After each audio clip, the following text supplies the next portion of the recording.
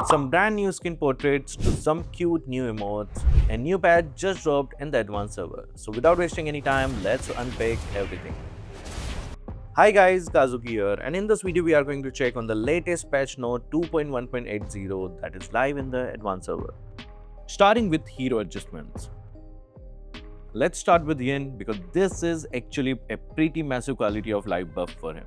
One of the biggest problems with Yin was how easy it was to cancel his ultimate. You press the skill, somebody stuns you for half a second, and suddenly your whole engage is gone. Well, now control effects except suppress will no longer interrupt the casting of his ultimate. So even if you get stunned during the animation, Yin will still drag the target into his domain. But don't celebrate too early because once inside, Lei can still remain controlled, so enemies can still fight back properly. This basically makes his initiation way more reliable, especially against heavy CC composition. And that's not all, Lei's skill 1 also got heavily adjusted. The auto-lock effect on nearby enemies have been removed, meaning you now have more manual control over your punches instead of randomly flying into the wrong target like a confused missile. But the biggest part is the cooldown. It went from 20 to 14 seconds all the way down to just 1.5 seconds after the skill ended. Yeah, that's insane. The slow got nerfed from 75% to 40%, but the smoother combo potential and constant punching pressure honestly feels much better for fighter-style game. The patch clearly wants Yin to feel less like a burst assassin and more like an actual sustained fighter. Now moving to Balman. Simple buff here but definitely useful. His skill 1 damage got increased again, especially for tanky builds since the HP scaling is now stronger. That means tank Balman and jungle Balman will both clear faster and deal more consistent spinning damage during fights. And you already know Balman players are about to spin like Beyblades again. Next we have Olus. This one is interesting because it's both a buff and nerf together. His passive stake were reduced from 6 to 4, which means he reaches maximum fighting spirit much faster now. So his early and mid game fighting becomes smoother since he powers up quicker in battles. But for balance, they remove the control immunity during the fighter slash from his ultimate. So yes, he spikes faster now, but he is also easier to stop during team fights. Still though, faster stake generation is huge for Olus because one of his biggest weaknesses was taking forever to fully activate.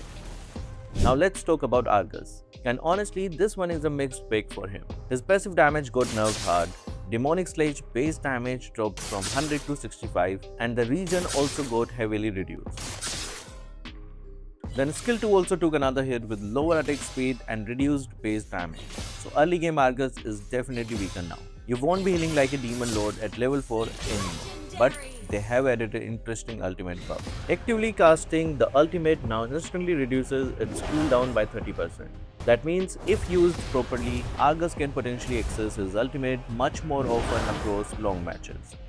Also, only damage dealt to heroes during ultimate converts into HP now, so no more healing half your HP bar from random minions and jungle creeps. Overall, this patch pushes Argus away from brainless sustain farming and more towards aggressive hero-focused fights. Now for Marcel. This adjustment is mainly about improving interaction during his ultimate. Heroes affected by the ultimate can now still be targeted, and frozen projectile damage get reduced by 50% after a decay. At the same time, the area duration got shortened from 3 seconds to 2 seconds. So the control zone becomes less oppressive overall, especially during longer fights. And now, Hirara finally received some nerf. Honestly, not surprising at all. Her early game cooldowns are now much more longer and her late game damage got reduced too. Skill 2 lost a huge amount of scaling damage and now a 6-second cooldown instead of 4. That's a noticeable nerf. Skill 1 cooldown also increased, slowing down her overall combo rotation. Now yes, they did improve the dash speed and combo smoothness, but her effective range got reduced slightly as compensation. So overall she will feel cleaner mechanically, but definitely weaker in terms of drop pressure and burst. Next, Ruby. And yeah, they reverted some of her crazy sustain buffs from the previous patch. Her spell vamp ratio got reduced heavily and her ultimate bonus scaling dropped from 300% to 200%. So Ruby players can no longer heal like they are drinking unlimited potion hacks during team fights. She is still annoying, don't get me wrong, but definitely less immortal now. Harley also got a small nerf. Skill 1 car damage got reduced slightly. Not a massive change, but enough to lower his poke and burst damage early game. Basically, lays disappear instantly movements from Harley mains hiding in a bushel. Now let's move into the big tank adjustment because this patch clearly loves roamers. Atlas got buffed with higher HP and stronger defenses. Hylos also received massive defenses buffs with more HP, more physical defense, and much better magic defense growth. Belric got tankier too. Chip, Gatot Kacha, Kais, Johnson, and Tigreal all received durability buffs as well. So if you have been feeling like tanks explode too quickly lately, yeah, Munchun definitely noticed. Team fights are probably about to become way more front-to-back focused again. Especially with heroes like Hylos and Atlas becomes much harder to kill. Now Tigreal and Grog are slightly different because their states got adjusted instead of fully buffed. Tigreal gets stronger early durability but slightly weaker scaling later on. Meanwhile, Grog loses some base HP but gains better defense growth. So they are trying to balance their power curve more evenly throughout the match. But it's not all sunshine for tank players. Hilda got nerfed with lower base HP. Khalid also lost some base HP, making their early aggression slightly weaker. So early game bully EXP laner are taking a small hit here. And lastly, support heroes. Estes got a nice survivability buff with more HP and HP growth. So Estes mains can survive slightly longer before getting deleted by assassin every 5 seconds. Meanwhile, Diggy received some adjustments.